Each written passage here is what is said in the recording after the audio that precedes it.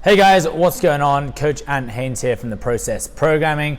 We are back to talk about butterfly pull-ups and the inclusion of butterfly chest to bar pull-ups.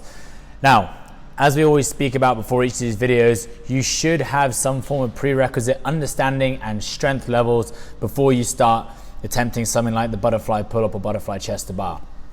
Generally, the butterfly movement is a more complex movement, which obviously will require a little bit more strength, a little bit more general pulling capacity, and also obvious structural strength of the shoulder to allow us to move through more extreme ranges of motion under a bit more of a dynamic movement, really.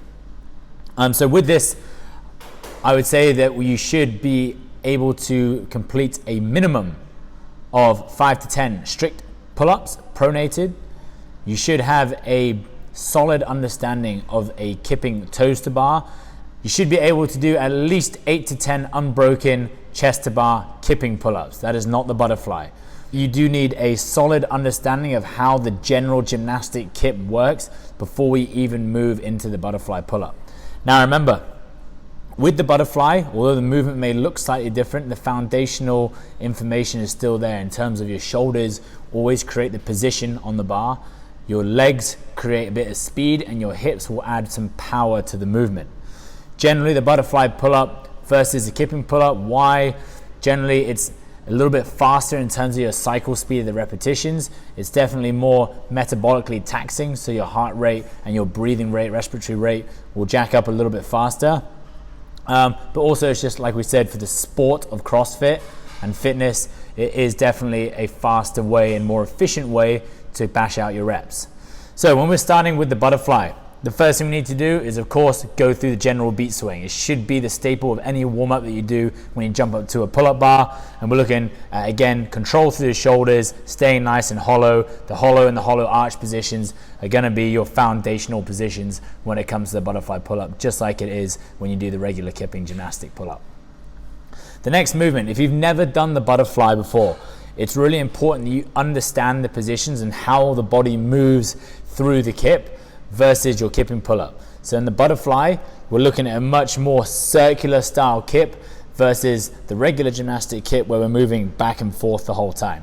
So if you're watching the video, I've got a box set up where I can put probably my stronger leg onto the box to give me a bit of support.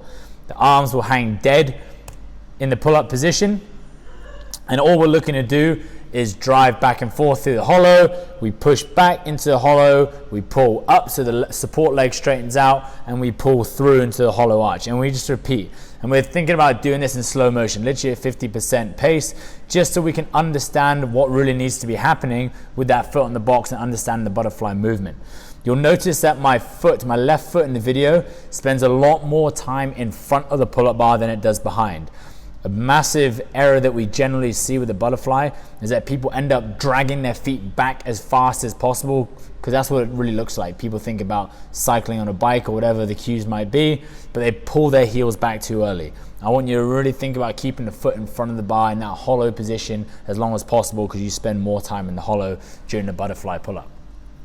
The next movement we're going to look at the butterfly movement without any sort of assistance of the box or bands or anything. So what we're looking here is to be popping back and forth a couple times in the beat swing, and then as you push back to the hollow, the arms pull up, and rather than stopping like you normally would in gymnastic pull up and pushing back, we're going to continue to fall forward and through, push back, fall forward and through. And as you fall forward and bring yourself forward through the bar, you're coming into that hollow arch position exactly like you would in the gymnastic kipping pull up.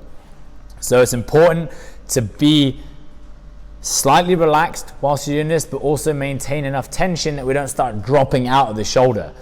You'll notice it's nice and smooth. My eyes are staying forward. The toes are staying pretty much together. Legs are staying nice and long. Again, shoulders create the position. Legs will add speed if the shoulder's in the correct position, and then hips can add power later on down the line. Once you understand that, this general stage that you're at now, where we're doing this small butterfly movement, will take up a lot of your learning process. If you don't have control in a really small range, don't even attempt to go chin over the bar or chest to bar butterfly pull-ups.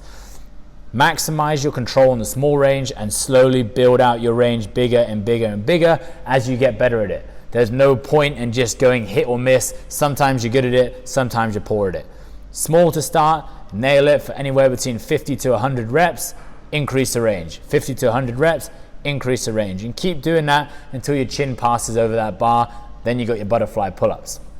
Next video, jumping up to the bar, we're gonna execute butterfly pull-ups. So you'll see we always jump into the hollow, as always. It should never change. We drive back, and as shoulders come back, the feet are in front, the chin passes the bar and back down. Much like the gymnastic kipping pull-up, your chin just has to pass the horizontal line of the pull-up bar. It doesn't have to get right next to the bar. Otherwise, you're gonna be bashing your chin. So make sure you give yourself plenty of space for the body to fall down underneath the bar. Shoulders drive back to the hollow, legs will sweep through. Again, notice how much longer the feet hold in front of the bar versus pulling the heels back. Never think about pulling the heels back. As your body falls through in the hollow arch, naturally the feet will come back anyway. Once you can master that, again, we're talking 50 to 100, 200 reps of a butterfly pull-up before you should even consider looking at your chest to bar pull-up. Much like a gymnastic kip, the butterfly is exactly the same. You just need a slightly more aggressive kip and a slightly stronger pull in order to get the chest to the bar. Now, if you struggle to do a strict chest to bar pull-up, don't suddenly expect that you can bash out 5 to 6 butterfly chest to bar pull-ups. You need to have that prerequisite strength of shoulder extension and the general pulling capacity to be able to sustain higher reps.